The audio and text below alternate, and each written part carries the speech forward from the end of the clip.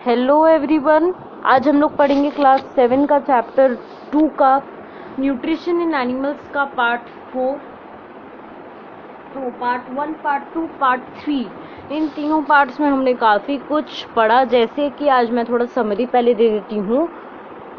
तो पार्ट 1 में हमने सबसे पहले पढ़ा न्यूट्रिशन इन एनिमल्स क्या होता है, वो फूड किस तरीके से खाते हैं, और इंजेशन क्या होता है, डाइजेशन क्या होता है, 5 स्टेप्स, कौन कौन से 5 स्टेप्स है जो सारे ऑर्गेनिजम्स फॉलो करते हैं फूड को डाइजेस्ट करने के लिए, फूड खाने के लिए, अपने बॉडी को न्यूट्रिएंट्स देने के लिए। कौन सा एनिमल कौन सी तरीके से इनटेक करता है अपने फूड को, वो हमने पढ़ा।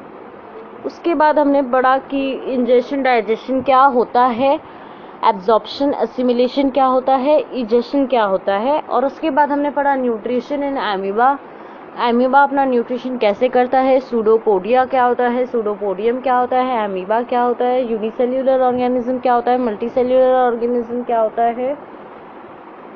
फिर उसके बाद हमने पढ़ा न्यूट्रिशन इन हाइड्रा के बारे में, थोड़ा बहुत पढ़ा हमने हाइड्रा में किस तरीके से क्या चीज़ होता है। और उसके बाद हम आ गए digestive system in human body, human body में डाइजेस्टिव सिस्टम किस तरीके से काम करता है, एलिमेंट्री कैनल क्या होता है, डाइजेस्टिव सिस्टम क्या होता है, एसोफेगस क्या होता है, माउथ में क्या क्या होता है, टीथ में क्या क्या, टीथ किस तरीके से हेल्प करता है, टंग, सलाइवरी ग्लैंड्स, ये सारी चीज़ें हमें डाइजेशन में कैसे हेल्प करती है। उसके बाद हमने पढ़ा जो फूड होता है वो माउथ से एसोफेगस यानी कि फूड पाइप के थ्रू स्टमक में जाता है, स्टमक में डाइजेशन होता है, कुछ पार्शियली डाइजेस्ट होता है, वो सब कुछ स्मॉल इंटेस्टाइन में पास हो जाता है।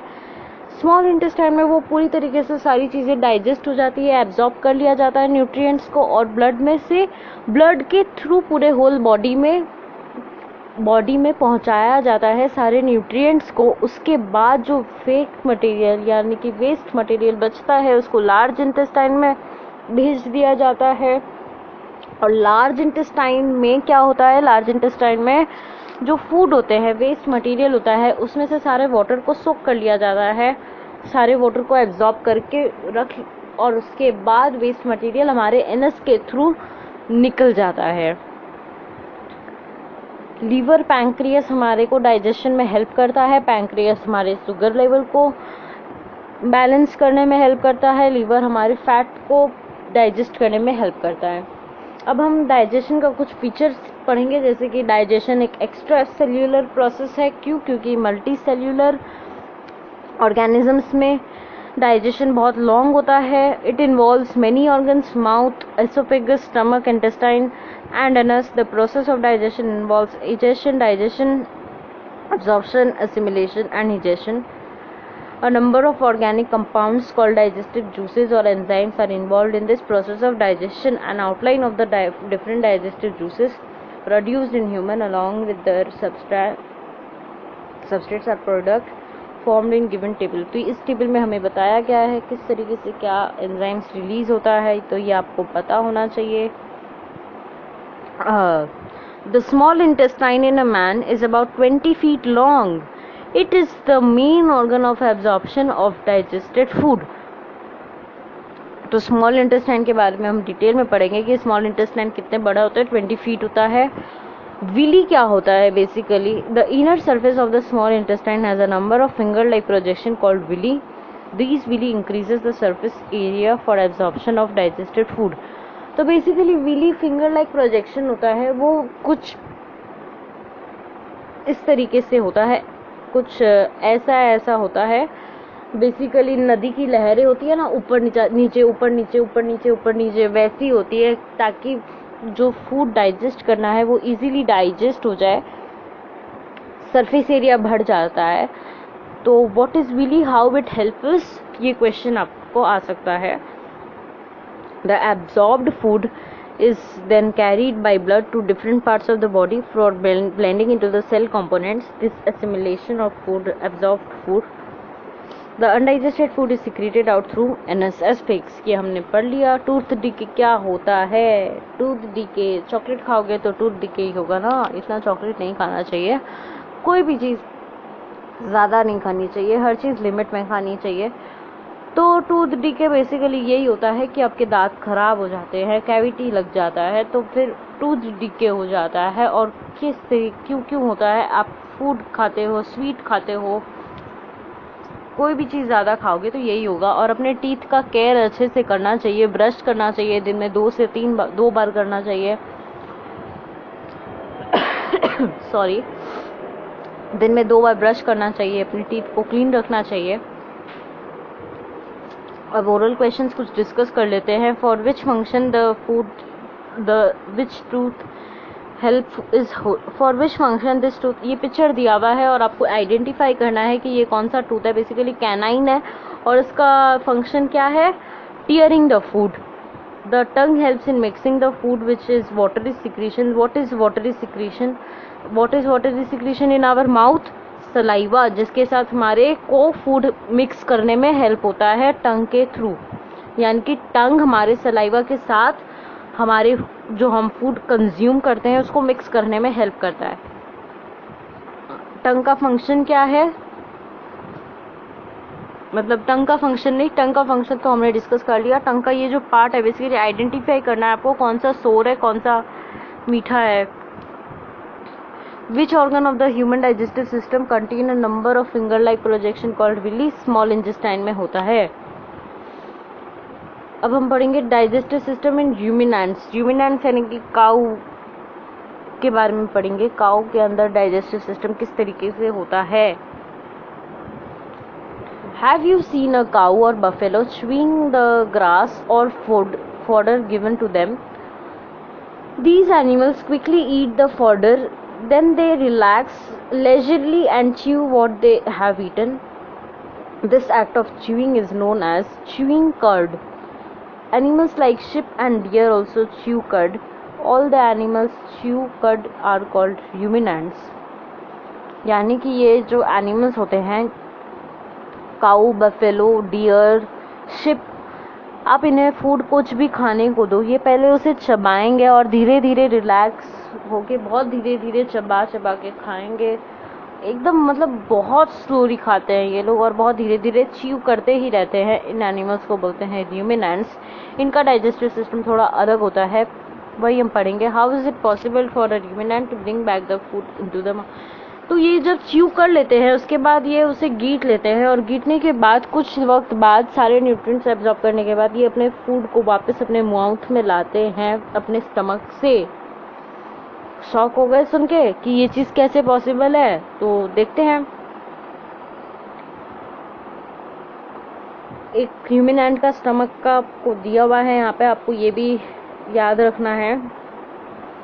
Look at the figure. Show the stomach of the ruminant. What does it show? It shows 4 chambers: rumen, reticulum, omasum, and abomasum. Such a stomach is called a compound stomach. Basically, the food enters the first chamber, the rumen. This chamber is largest from here. The food enters the second chamber. In these 2 chambers, the food is partially digested and converted into a soft pulp called curd. तो basically ये food chew करते हैं, उसके बाद first gland यानी कि human में food जाता है, वहाँ पे थोड़ा सा ब्रेक डाउन होता है और सॉफ्टनेस आती है। उसके बाद ये सेकेंड चेम्बर में जाता है और फिर वहाँ पे वो पार्शियली डाइजेस्ट होता है और सॉफ्ट पल्प यानी कि कर्ड में कन्वर्ट होता है। When the animal is relaxing, the soft pulpy food or curd from the second chamber is brought back to the mouth. फिर जब एनिमल बैठा होता है, रिलैक्स कर रहा होता है, तब वो पूरा वापस से खाना जो वो खाए हुए होते हैं वो मुंह में आ जाता है। It is now chewed thoroughly और उसे च्यू करते हैं वो। This is called the chewing of the curd. The process of chewing of the curd is called rumination. Rumination क्या होता है और ये प्रोसेस किस तरीके से जा रहा है आपको ये भी याद होना चाहिए। During rumination, curd mixes with the saliva and brings a semi-liquid paste. From the mouth, the food is pushed directly into the third chamber. From the third chamber, the food enters the fourth chamber. In the fourth chamber, the digestive juices are mixed with semi-liquid food. Semi liquid food, digestion of food starts now from the fourth chamber, the food enters the small intestine. तो यहाँ पे क्या हो रहा है, food पहले खा रहे हैं, च्यू कर रहे हैं, र्यूमेन में जा रहा है, कुछ थोड़ा डाइजेस्ट कर रहे हैं, सेकंड चैम्बर में जा रहा है और डाइजेस्ट कर रहे हैं, कर्ड बना रहे हैं और फिर रिलैक्स करते हुए उनका फूड वापस उनके माउथ में आ रहा है और फिर डायरेक्ट थर्ड चैम्बर में जा रहा है और फिर फोर्थ चैम्बर में जा रहा है, डाइजेस्टिव सिस्टम के डाइजेस्टिव जूस के साथ मिक्स हो रहा है, सेमी लिक्विड बन रहा है और फिर वो धीरे धीरे उसे डाइजेस्ट कर लेते हैं पूरा। तो अब आपको मन में क्वेश्चन आ रहा होगा कि रूमिनेंट्स का यही हैबिट है खाने का, कि हाँ ये ऐसे ही खाते हैं, कुछ भी खाएंगे तो हर्बीवोरस होते हैं ये, इसीलिए ये ऐसे करते हैं। Carnivorous eat this herbivorous as their food to avoid being caught by carnivorous, the herbivorous quickly eat their food then they come to be safe. तो क्या होता है ना कि हर्बीवोरस को ही मतलब जो एनिमल हर्बीवोरस होते हैं वो उन्हें बच के रहना पड़ता है वाइल्ड एनिमल से जो कार्निवोरस होते हैं। तो उन्हें जहाँ पे भी फूड दिखता है तो वो फटाफट अपने मुंह में से खा लेते हैं और फिर कहीं सेफ प्लेस में जाके बैठ के उसे धीरे धीरे उनका फूड डाइजेस्ट होता है और फिर वापस से मुंह में वो आता है और उसके बाद वो उसे अच्छे से थोरोली ध्यान से च्यू करते हैं और फिर उसे डाइजेस्ट करते हैं। What happens to the digested food? तो डाइजेस्टेड फूड हमारे बॉडी में सारे न्यूट्रिएंट्स एब्जॉर्ब करके, हम सारे न्यूट्रिएंट्स को एब्जॉर्ब करके सारे वेस्ट मटेरियल निकाल देते हैं और डाइजेस्टेड फूड हमारे को बहुत हेल्प करता है, सारे न्यूट्रिएंट्स प्रोवाइड करता है, जिस वजह से हमारा बॉडी वर्क करता है, खेलता है, कूदता है, मस्ती करता है, जो भी आप करते हो। ओरल क्वेश्चन डिस्कस करते हैं। What do you call the animals who chew cud? Ruminant. What part of the given structure is called rumen? Rumination क्या होता है? फिर कौन से हेल्प ऑफ एनर्जी से हम सांस लेते हैं बेसिकली फूड और अच्छे से च्यू करते हैं, वो तो है रेस्पिरेशन। तो आपको ये सारी चीज़ें पता होनी चाहिए। डिड यू नो कीवर्ड्स, ये सब आपको पता होना चाहिए। इसी के साथ हमारा ये चैप्टर ख़त्म होता है। आपको कोई तरह का कोई भी डाउट हो तो आप बेझिझक कमेंट कर सकते हैं, कुछ भी कमेंट कर सकते हैं और पूछ सकते हैं। आपको रिप्लाई बहुत जल्द ही जल्द मिलेगा।